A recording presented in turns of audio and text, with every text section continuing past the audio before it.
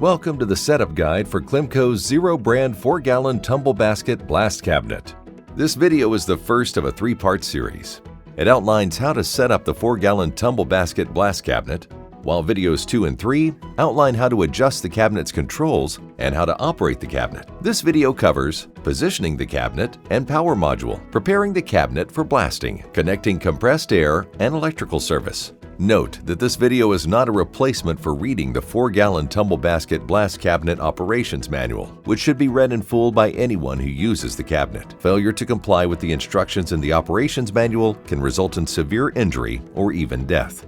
Positioning the cabinet and power module. Place the cabinet and power module near a compressed air supply and electrical service. The cabinet location must comply with OSHA and local safety codes. Allow full access to all doors and service areas. Leave enough clearance around the power module to service the reclaimer and dust collector. Ideal placement of the power module is directly behind the cabinet, with hose connections toward the cabinet and with as few bends as possible. Preparing the cabinet for blasting. Note, the steps in this section can be completed in any order. Complete them in the sequence that best fits the needs of your workplace. Connecting hoses between the cabinet and power module. Slip the free ends of the black media hoses over the nipples on the metering valves. Because hoses are held on by friction, clamping them is unnecessary. Connect the flexible conveying hose between the cabinet hopper adapter pipe and the reclaimer inlet adapter. It is easier to slip the hose over the adapters and create a tighter seal if the first 2 or 3 inches of wire are removed from the inside of the hose. Clamp the flex hose securely in position with the provided worm clamps. The hose wire helps dissipate static electricity in the conveying hose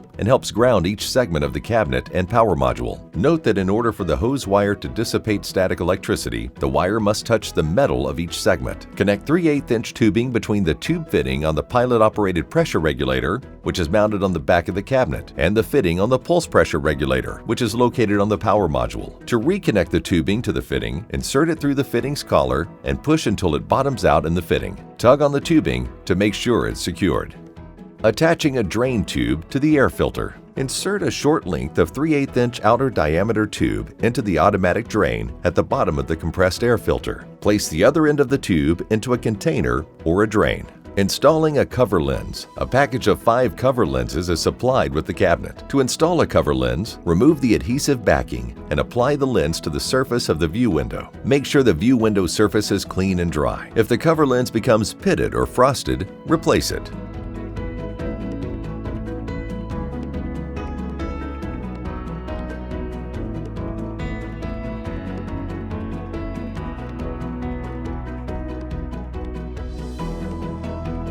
Connecting compressed air and electrical service. Note, the first 3 steps can be completed in any order, but perform the 4th step, connecting the power cord, last.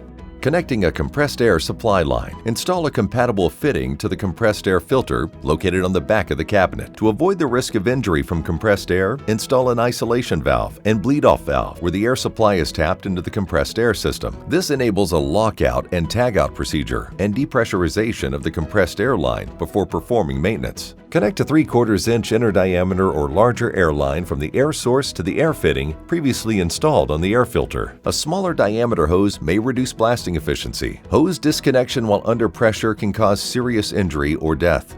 If twist-on type air hose couplings are used, they must be secured by safety lock pins or wires to prevent accidental disconnection while under pressure. Use safety cables to prevent hose from whipping should separation occur. Grounding the cabinet and power module. To prevent static electricity buildup, attach externally grounded wires from an earth ground to the grounding bolt on the left rear of the cabinet and to the bolt on the left leg of the power module. Connecting electrical service. The following electrical work or any work done inside the electrical panel must be performed by qualified electricians and comply with applicable codes, including attaching conduit and wiring from the power module's motor to the cabinet's control. After the wiring is completed, check the motor rotation by jogging the starter, momentarily switching the motor on and off. This causes the motor to slowly rotate. Look through the slots in the fan housing on top of the motor where rotation of the fan can be easily observed. Proper rotation is indicated by the arrow on the exhauster housing. If the motor rotates backward, switch the wiring as noted on the motor plate. Connecting the power cord. Plug the cabinet power cord into a grounded 115-volt outlet. Do not use electrical adapters that eliminate the ground prong on 115-volt plugs. Doing so can cause electric shock and equipment damage. Correct operation of Klemco's zero-brand 4-gallon tumble basket blast cabinet is necessary to protect blast operators and others in the vicinity of the cabinet from blasting and inhalation hazards that can cause severe injury or even death. The purpose of this video series is to familiarize viewers with how to set up and then begin operating the 4-gallon tumble basket blast cabinet. However, this video is not a replacement for reading the cabinet's operations manual, which should be read in full by anyone who uses this machine.